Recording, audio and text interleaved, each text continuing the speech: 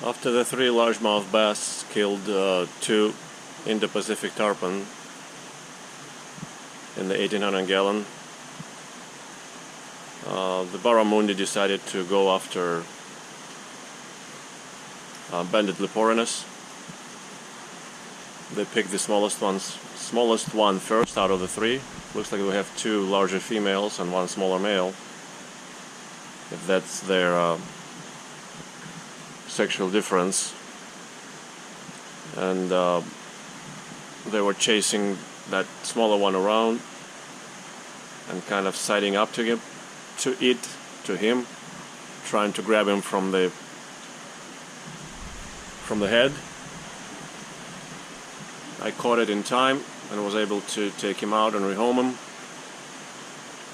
And today we're gonna take out the 2 remaining females, even though nobody bothers them yet, not that I have seen. But I'm sure it's just, see how they're looking at it right now, all 3 of those, and the Nile perch too. Yeah, they're sizing her up. Even now we can see that.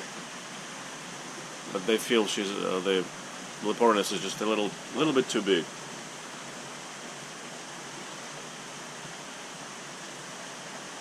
They were doing it like after 12 hours of a heaviest feeding.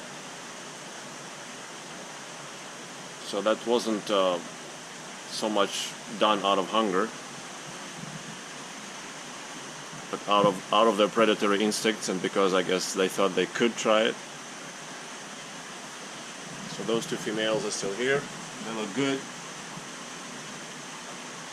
But we already just witnessed a glimpse of unwanted interest from the barramundi in them.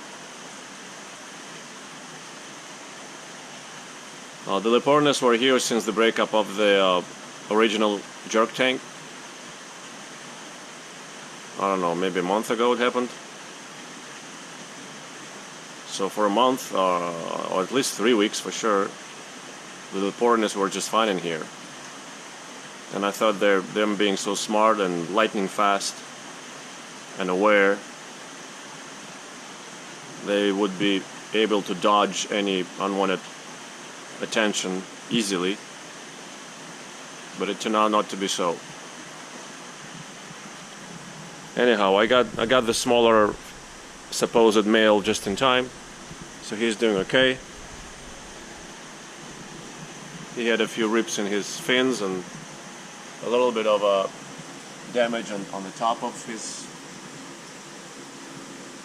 dorsal side behind the head.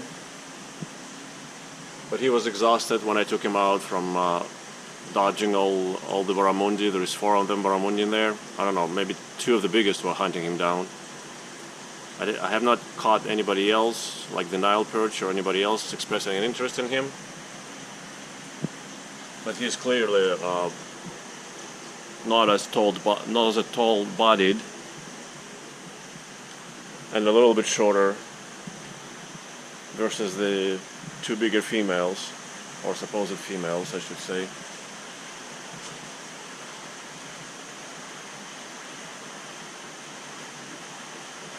They're gonna be a little bit of a nightmare to take out of this tank, again, because I know how fast and smart they are. So we're gonna have to, my wife and I will have to tire them out. I'm gonna be on this end of the tank, my wife will be on the other end of the tank with 2 nets, trying to net them. They will be running around until they get winded and give up. I'm sure only then we'll be able to catch them, but they're also kind of, we can luck out. Sometimes they're a little slow, or they rely on their speed, and then they don't run away from the net like smarter fish do, cichlids for example, or perch, carp, and they kind of sit and wait to be netted, which works okay in the smaller tanks. In this bigger tank, I don't know if it's gonna be possible, but again, I will not be filming the catching. It may take easily 15 to 30 minutes per each of them. So I'll just film a little bit after they're all reunited in their new 240-gallon tank. I think this is, on paper, is a good tank for them. All the fish in here are assertive, maybe except for the pink-tail Calceus. Everybody else is quite assertive in their own right. Silver dollars are in their own way, and the parrotfish in their own way. Probably the most docile fish in here are the lemonfin tinfoil and the 5 phoenix barbs. Everybody else is more aggressive, I would say. So I think this tank would work okay, but it's too small for them. It's the same size as their former jerk tank. I can still put them in the new jerk tank too. We'll see about that. If maybe it will have to happen in the future, but for now I'm gonna put all 3 of them in here and see if that works out, short term or long term.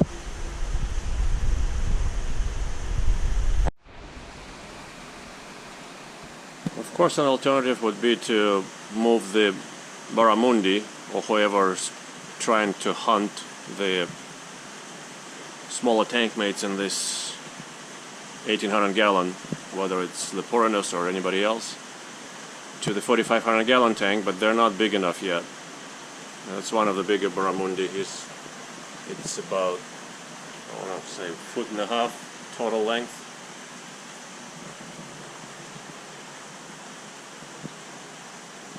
They would fall an easy prey in the less aggressive 4500-gallon.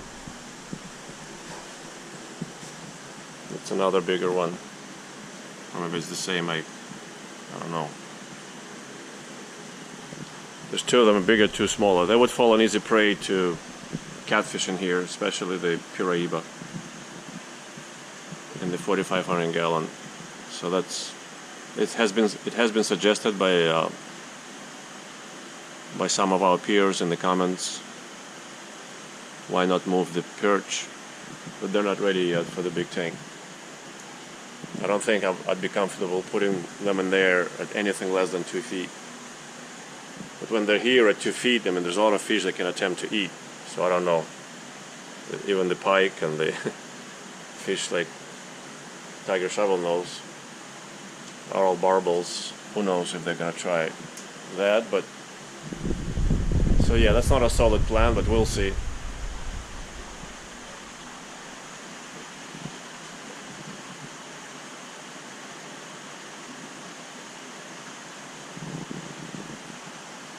The paroonus are, even these taller bodied females are still quite streamlined, so they evoke a stronger, probably, I assume, a stronger predatory response from the perch, who don't seem to bother other fish that don't look like the usual prey.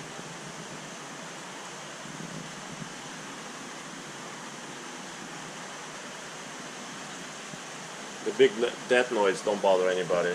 I mean, they don't try to take anything huge. It's the perch, the Nile perch, the barramundi, and the largemouth bass. Even not so much the Nile perch. I have not seen them bother anybody. So for now, I should probably just list the largemouth bass that took out the tarpons and the barramundi that have been trying to take out the banded leporinus. Okay, we spent about, I don't know, half an hour, no end in sight, we can't catch them, so I have to drop the water level and try again. Everybody's freaking out, losing scales, scraping noses. It's going to be a lot of damage after that. We're filling the tank back up. There will be a lot of damage on a lot of fish, a lot of broken faces and missing scales, smashed lips and snouts, especially on the arowana, I think. Even when I dropped the water, I had very big problems catching them, to the point where I thought, okay, I'm gonna add some clove oil to slow them down. And my wife said it's a bad idea. She had a bad premonition about it, so I continued catching them, and right after that I caught them. So the arowana scales, they're gonna be everywhere. They lost a lot of scales.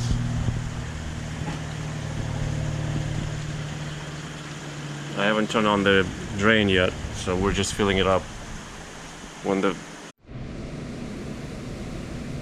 Alright, I got tied up, so I'm finishing this video, filming it 1.5 days later. So we were able to catch took us 2 hours, guys, believe it or not, 2 hours to catch those two bedded leporinus out of the 1800 gallon.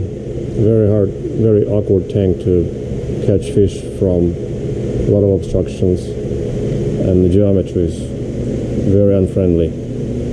Anyhow, the two females, supposed females, are here now, enjoying their male's company, or vice versa. This tank, as I said before, is the same size as the former jerk tank, a little less furniture, just a little bit more room to swim, but all in all, this is tit for tat.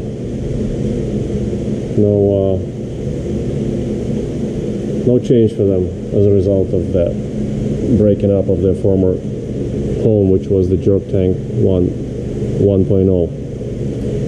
Alright, here is the 1800 gallon. Oh, by the way, we also took the advantage of low water and were able to take out this the smallest Pterodorus granulosus, granulated catfish, one of the three that Matt Long gave me.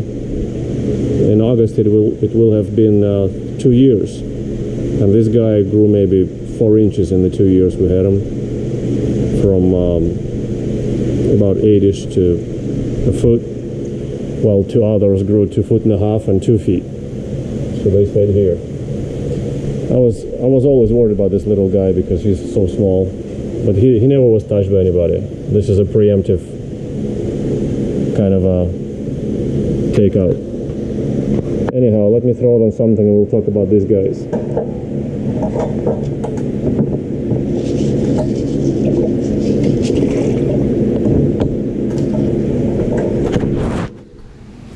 Okay. As I said, there's some damage on arowana, missing scales here and there, but they're okay. Some of the catfish got banged up snouts. The door is all banged up, of course. The snout is all scratched up, as you can see, but it is healing. One of the soldier catfish had over there, yep, 2 nice huge scratches on his snout armor plates.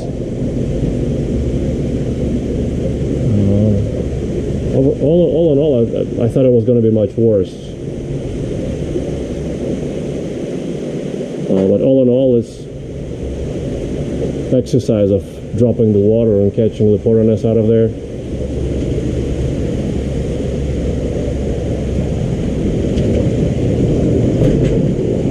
There isn't as much undesirable aftermath from it than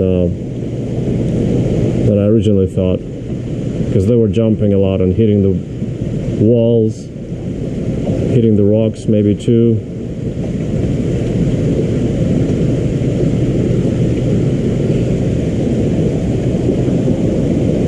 But there isn't too much damage, so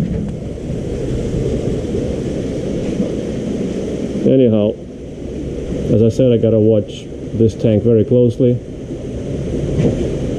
The perch and the bass are obscenely voracious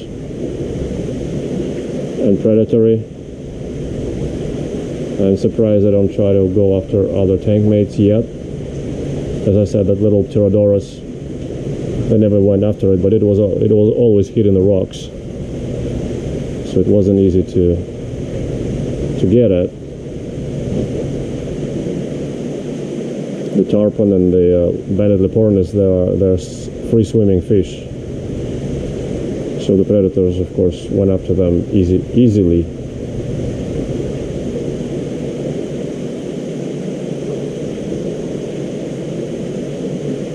Okay, so I think I've covered everything I wanted to say in this video.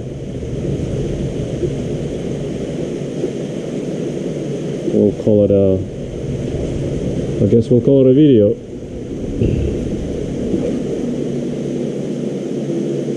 That's the smallest of the 3 Nile perches. Those 2 other ones are much bigger. It's a bigger one, and then there's another one. I don't know if he's as big or... Today's their feeding day, so they're acutely aware. Yeah, all 3 of them are right here. That's the biggest, second biggest, and the smallest. All of them are acutely aware of my presence and waiting to be fed.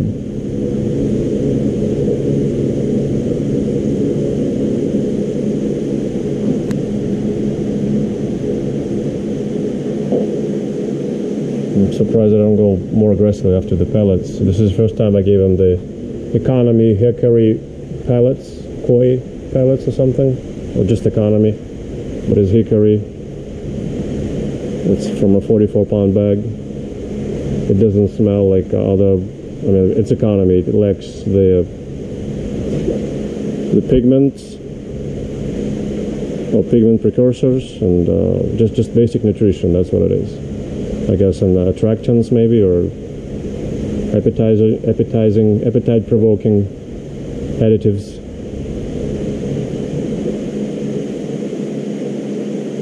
But I also gave him 2 cups of black soldier fly larvae just about an hour ago, which they partook with gusto.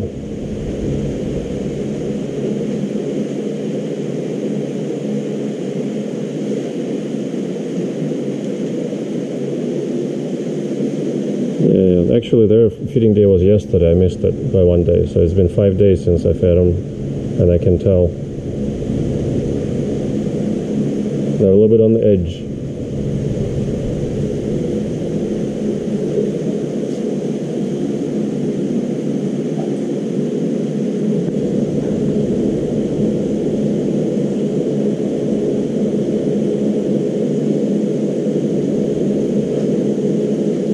Biggest Oscar split lip over there. Kind of swims funny these days.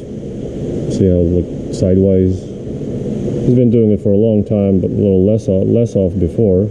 Now he's doing more of that. He's an old guy, probably about 10 years old. So maybe he's on his last legs, I'm not sure. He's a rescue from, I want to say about 5 years ago.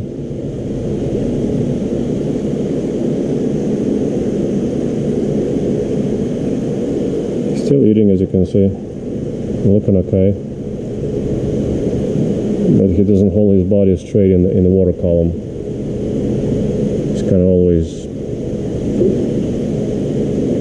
listing mostly to the left, as he's doing right now. Now to the right. I see he's eating a lot of. Maybe Oscars are on average just messy eaters. See how he's floating strangely.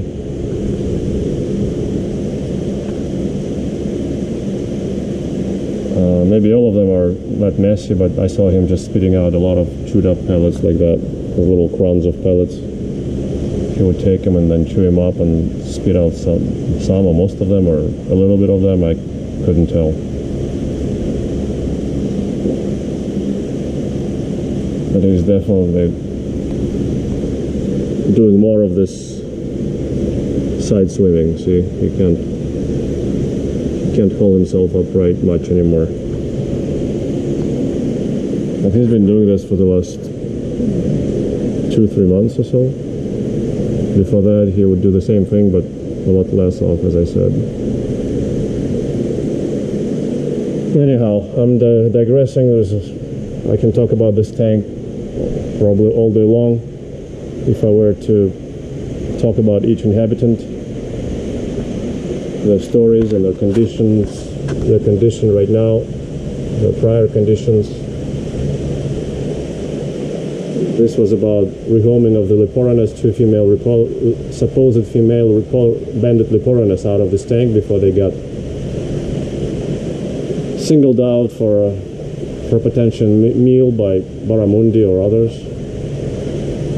Mostly barramundi I saw the 4 barramundi going after the thinner male. So there you have it. That's the thinner male.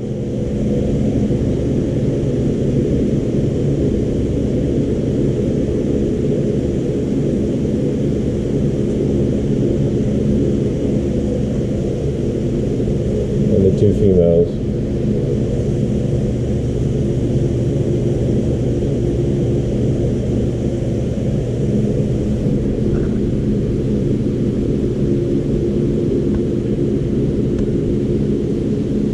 Maybe it's vice versa. If you know better the foreigner sexing or can teach me, I'd appreciate that. I don't know if they all have this orange red on their throat or just one gender versus the other.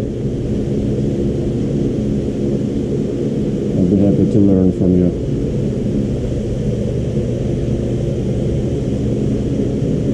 The male has it, or at least the thinner one has the orange cheek or throat. The one behind is not very bright, just mostly yellow, and this bigger one also has the orange cheek. But this one is same shape and size as the other one that doesn't have it.